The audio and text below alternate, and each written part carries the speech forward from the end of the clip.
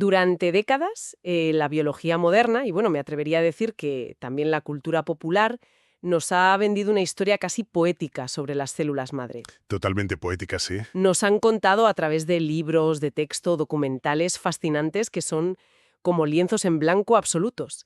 Entidades puras con un potencial infinito que, de alguna manera casi mágica, deciden en qué tipo de tejido convertirse. Claro, un día son una célula madre y al siguiente deciden ser parte de un corazón latiendo, o de un tejido cerebral, o de un riñón. Eso es. Pero ¿qué pasaría si toda esa supuesta libertad celular fuera en realidad una inmensa ilusión?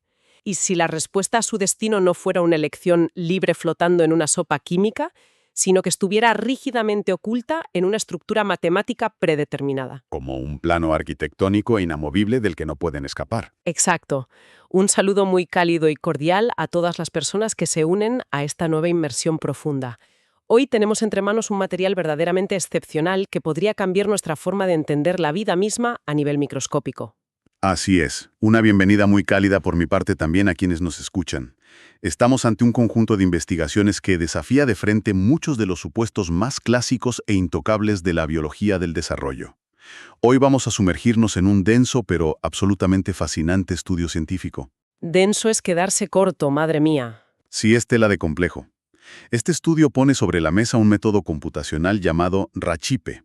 Sus siglas en inglés vienen a significar algo así como perturbación aleatoria de circuitos.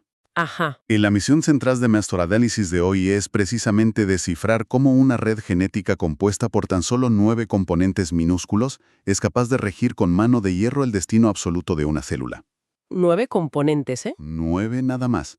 Si logramos entender esto, podríamos estar un paso más cerca de grandes hitos como regenerar órganos humanos en un laboratorio o frenar el envejecimiento celular. Ojalá. Aunque yo ya adelanto que voy a ser muy crítica hoy, porque vamos a cuestionar si realmente entendemos la vida. A medida que vayamos avanzando van a surgir muchísimas dudas, porque simular una biología tan caótica, tan ruidosa y tan compleja, con modelos matemáticos que por diseño incorporan una enorme cantidad de azar, a mí me parece una apuesta colosal. Es una apuesta arriesgada, sí, pero brillante. Vale, vamos a desgranar esto un poco. La biología tradicional siempre ha intentado modelar estas redes de regulación génica asumiendo que un par de genes importantes, como los famosos OCT4 o SOX2, hacían todo el trabajo pesado. Los reguladores maestros, que los llaman. Eso. Los científicos construían modelos en sus ordenadores intentando adivinar las velocidades exactas a las que estos genes producían proteínas. Y, a ver, seamos sinceros, nadie conoce realmente esos parámetros cinéticos con precisión. No es casi imposible medirlos en vivo. Exacto. Medir la velocidad de una reacción química específica dentro de una célula viva y palpitante es inviable.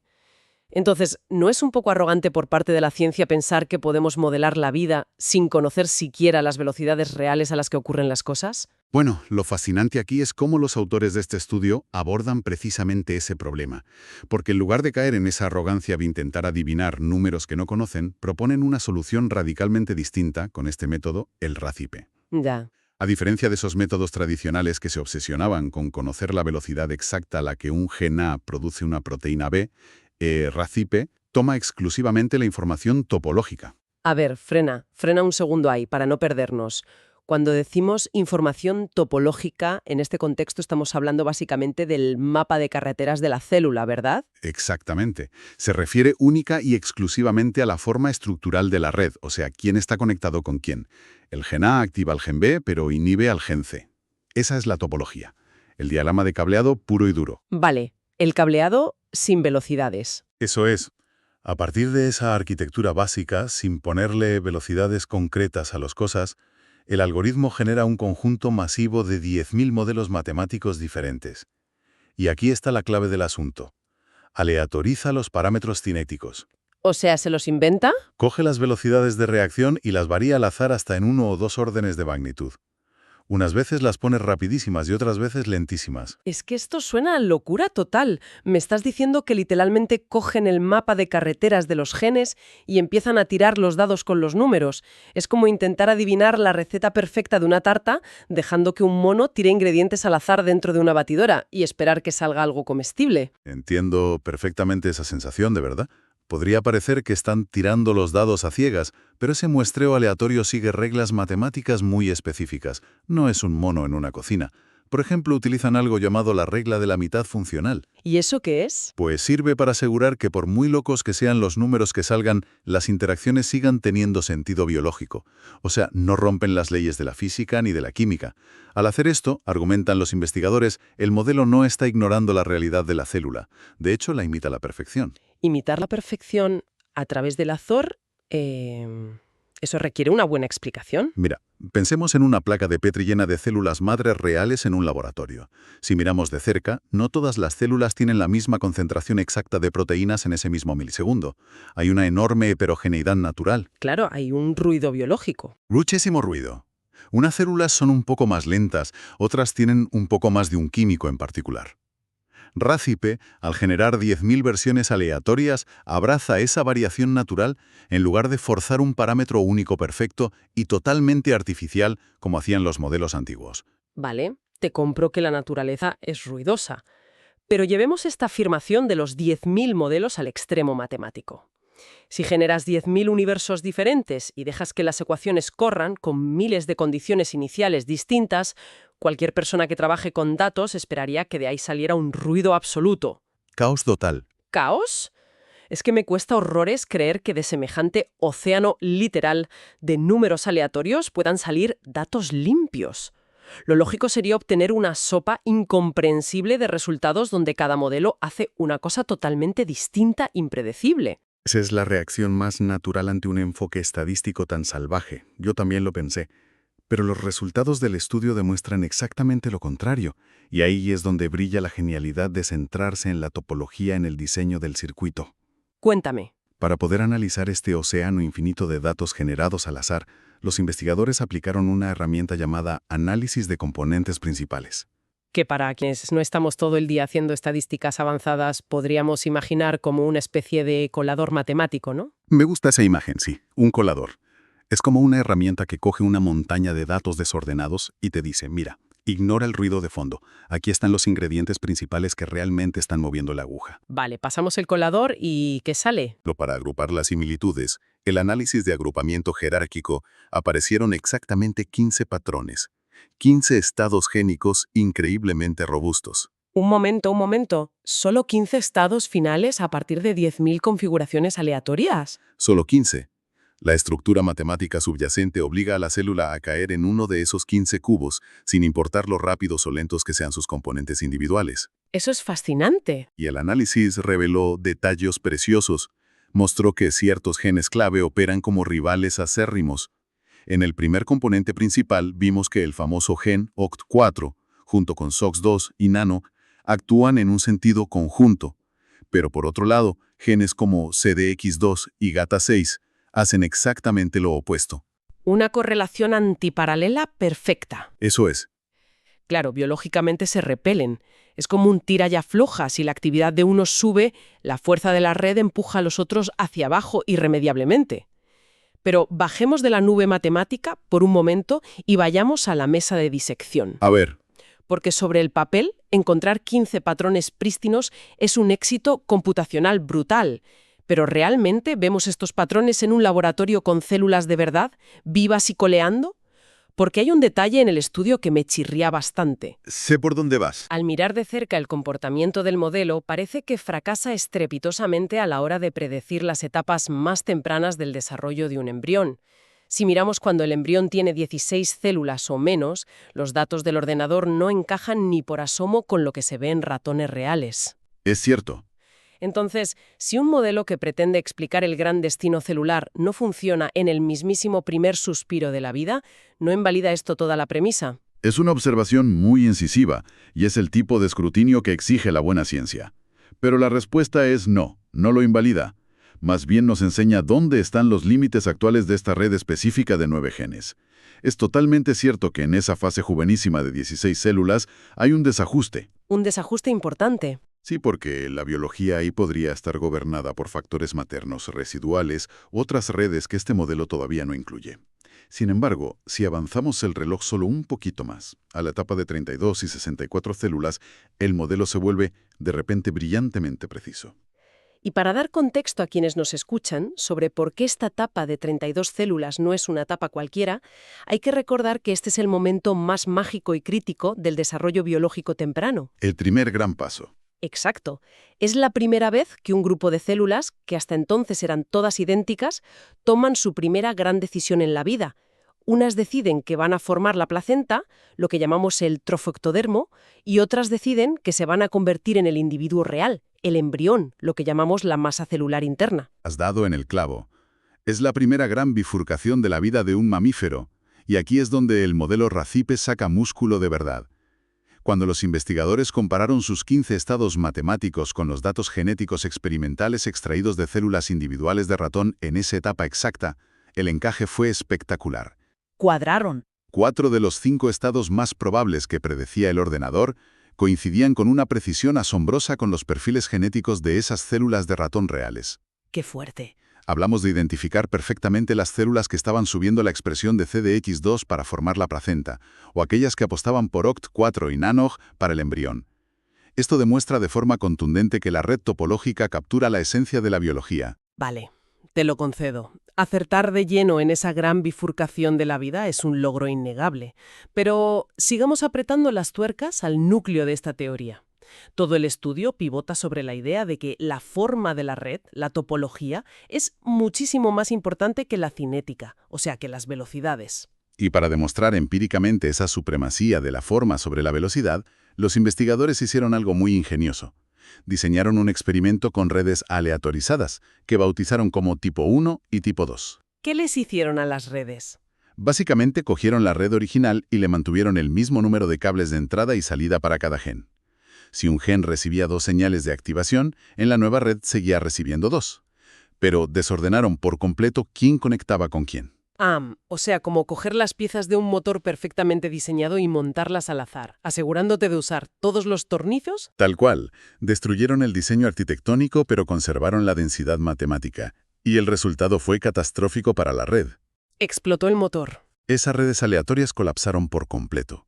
En lugar de generar esos 15 estados estables y ricos en posibilidades, los sistemas desordenados producían un solo estado aburrido o directamente un caos absoluto sin capacidad de diferenciarse. Claro, porque no tenían la forma correcta. Si conectamos esto con el panorama general de la biología, es exactamente igual a lo que ocurre con el famoso plegamiento de las proteínas. En una proteína, su forma tridimensional global es lo que determina cómo funciona. Si cambias la forma, destruyes su función. La forma lo es todo. La topología de esta red de 9 genes no es una coincidencia afortunada. Es una estructura que ha sido pulida exhaustivamente durante millones de años de evolución para ser increíblemente resistente a los fallos. El diseño es el destino de la célula. Comprendido. El mapa de carreteras es el rey indiscutible. Pero, y aquí vuelvo a la carga, si la forma es lo único que importa verdaderamente, ¿para qué puñetas están los parámetros cinéticos? Bueno, es que no es lo único. Imaginemos una máquina de pinball clásica. El tablero de juego, con sus rampas, sus pasillos y sus obstáculos fijos, sería nuestra topología. Ese tablero dicta por dónde puede viajar físicamente la bola metálica. No puede ir por donde no hay camino. Cierto. Pero la fuerza con la que golpeas la bola usando las palancas de abajo, esa fuerza representa nuestros parámetros cinéticos. Y tiene que importar muchísimo, porque si golpeas flojo, la bola cae. Si golpeas fuerte, sube por una rampa difícil y cambia de zona. No podemos borrar las palancas de la ecuación. Esa analogía del pinball es sublime para visualizar exactamente lo que ocurre, y los autores del estudio están totalmente de acuerdo. No ignoran las palancas en absoluto. Racipe, al analizar esos miles de modelos, permite identificar cuáles son los golpes de palanca críticos. Los disparadores. Exacto. Una vez que sabes cómo es el tablero, el modelo te chiva qué impulso necesitas para cambiar de trayectoria. Por ejemplo, observaron con lupa qué parámetros cambiaban drásticamente cuando una célula pasaba de ser un epiblasto pluripotente a convertirse en tejido de la placenta. ¿Y qué encontraron? Descubrieron que el evento crucial, el golpe maestro, es una degradación acelerada de la proteína SOX2 combinada con una acumulación repentina de GATA6. O sea, que la topología marca los caminos disponibles, pero las velocidades de reacción son las que aprietan el gatillo para saltar de un carril a otro. Totalmente. Son los interruptores. Otro ejemplo clarísimo es cómo la red fuerza una diferenciación en la masa celular interna.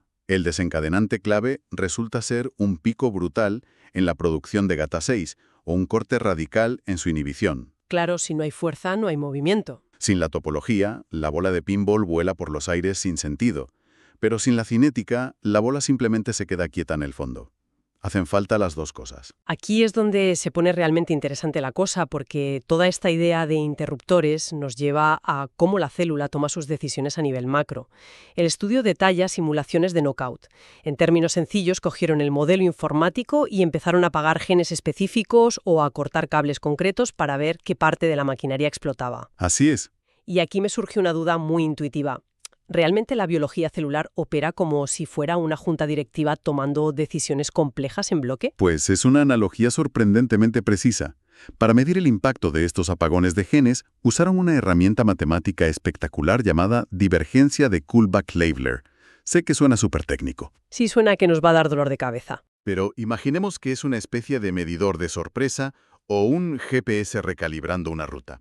Nos dice qué tan drásticamente cambia el mapa de probabilidades de la célula si bloqueamos una carretera principal. Vale, lo pillo. Si cortas un cable y el medidor casi no se mueve, a la célula no le importa. Si cortas otro y el medidor se vuelve loco, acabas de encontrar una pieza vital. Y lo que descubrieron al apagar genes no fue un daño caótico por toda la red, descubrieron una estructura jerárquica dictatorial. Dictatorial. Un proceso en dos fases muy marcado, como si hubiera dos jefes en la empresa tomando decisiones en secuencia. Dos jefes ordenando el destino de la célula. ¿Quiénes son? El primer gran jefe es el módulo formado por los genes OCT4 y CDX2. Ellos forman el primer centro de mando. Toman la gran decisión inicial, ¿vamos a ser embrión o vamos a ser placenta? Vale, la primera bifurcación que dijimos antes. Exacto. Una vez que ese debate está zanjado, le pasan el control al segundo jefe, el módulo gobernado por GATA6 y Nanook. Y este segundo jefe toma la siguiente decisión crítica dentro del embrión. ¿Vamos a ser tejido interior o tejido externo primitivo? Como una cascada. Lo fascinante es que cuando en el ordenador cortaron la comunicación entre el jefe 1 y el jefe 2, el primer jefe siguió haciendo su trabajo perfectamente, pero el segundo jefe se volvió loco y sus patrones de expresión se desmoronaron. O sea que la biología no tira los dados simultáneamente para decidirlo todo a la vez. Sigue un organigramo estricto. Si el jefe de arriba no firma el papel, el jefe de abajo no sabe qué hacer. Exactamente. Es un orden rígido, secuencial e inamovible. Y fíjate que toda esta rigidez matemática nos empuja de cabeza hacia algo que probablemente haga rechinar los dientes a más de un biólogo clásico. Estamos hablando de reescribir un concepto casi sagrado de la biología, que es el paisaje epigenético de Waddington. Palabras mayores, sí. Para ponerlos un poco en contexto, el famoso modelo de Waddington imagina la célula madre como una canica colocada en la cima de una gran colina. Esa canica empieza a rodar hacia abajo y la ladera está llena de valles y surcos diferentes. Dependiendo del valle por el que ruede, la célula termina siendo una neurona o un músculo o hueso. Eso es lo que siempre nos han enseñado. La idea clásica de toda la vida es que la canica en la cima es un estado puro en blanco sin definir y al caer adquiere una identidad específica. ¿Me estás diciendo que este estudio sugiere tirar a la basura este modelo de los libros de texto solo por los resultados de una simulación de ordenador? Hombre, yo no diría tirarlo a la basura, pero sí sugiere que necesitamos ponernos unas gafas completamente nuevas para mirar esa colina. Y la perspectiva que ofrecen es de una profundidad filosófica y biológica brutal. A ver, convénceme. Racipe nos demuestra que debemos dejar de pensar en esa canica como un ente en blanco. El modelo propone que una población de células madre en la cima de la colina es en realidad una mezcla increíblemente ruidosa y heterogénea. Tienen lo que en física llamamos una alta entropía. Entropía entendida como desorden o más bien como una multiplicidad de opciones, ¿no? Exacto, opciones latentes. Ya tienen acceso potencial a múltiples caminos al mismo tiempo debido al ruido natural de su red.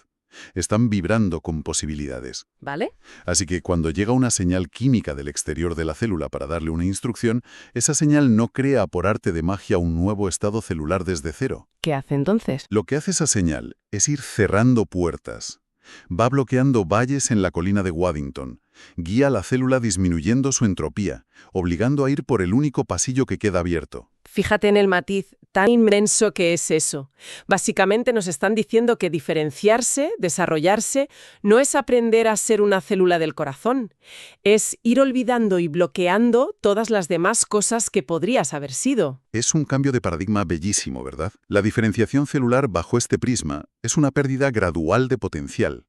Es un proceso de ir descartando opciones hasta que el sistema topológico te encierra en tu destino final. Es una inversión total de cómo entendemos el potencial de la vida. Pero antes de dejarnos llevar demasiado por la filosofía, hay una trampa técnica enorme en este estudio que no podemos obviar y me chirrea un poco. A ver, disparé. Toda esta red preciosa de 9 componentes con sus jefes y sus caminos asume que las interacciones entre los genes son como mensajes de texto a distancia.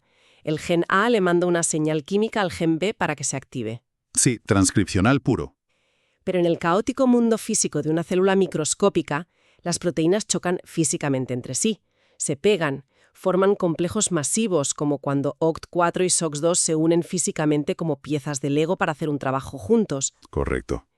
El algoritmo RACIPE ignoró por completo esta realidad física y táctil simplemente por conveniencia matemática. Es una duda excelente. Y te alegrará saber que los autores del estudio eran dolorosamente conscientes de ese gran punto ciego biológico. Y precisamente por eso no se conformaron con la versión básica de su modelo. ¿Ah, no? No para atajar esta crítica de frente, los investigadores desarrollaron una expansión brutal del algoritmo a la que llamaron RACIPE Web. El web viene del inglés with binding, es decir, que incluye las uniones físicas. ¡Qué listos! Adaptaron todas sus complejas ecuaciones diferenciales para simular matemáticamente el momento exacto en que esas proteínas chocan y se quedan pegadas formando un bloque. ¿Y qué pasó cuando añadieron la física real al modelo de software? Se rompió.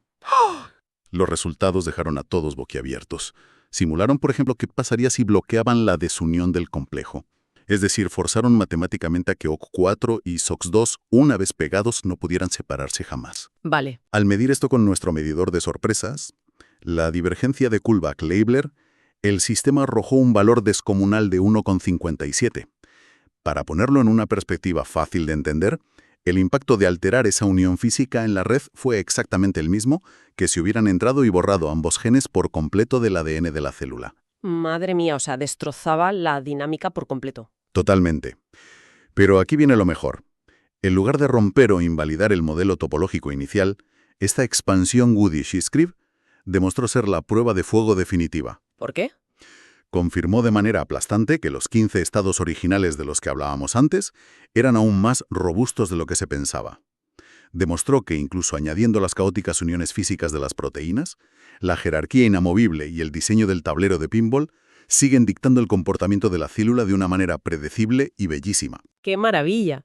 Entonces, ¿qué significa todo esto? Si intentamos destilar esta inmensa cantidad de biología computacional, de ecuaciones y de conceptos, creo que podemos condensar nuestro análisis de hoy en 3 pilares fundamentales que deberían hacernos replantear todo lo que creíamos saber. A ver, hagamos recuento. En primer lugar, y quizá lo más rompedor para el día a día de la ciencia, es que el destino de una célula madre no depende de que conozcamos cada minúsculo y exacto detalle de sus velocidades químicas. El secreto de la vida microscópica no reside en la cinética perfecta, sino en una arquitectura de red, una topología exquisitamente diseñada por la evolución para resistir el ruido y el caos. Ese es el punto clave. En segundo lugar, acabamos de aprender que la toma de decisiones dentro de una célula no es un proceso democrático donde todo ocurre a la vez. Hay una jerarquía estricta y dictatorial. Los genes jejes toman la gran decisión de la bifurcación y luego los mandos intermedios afinan los detalles.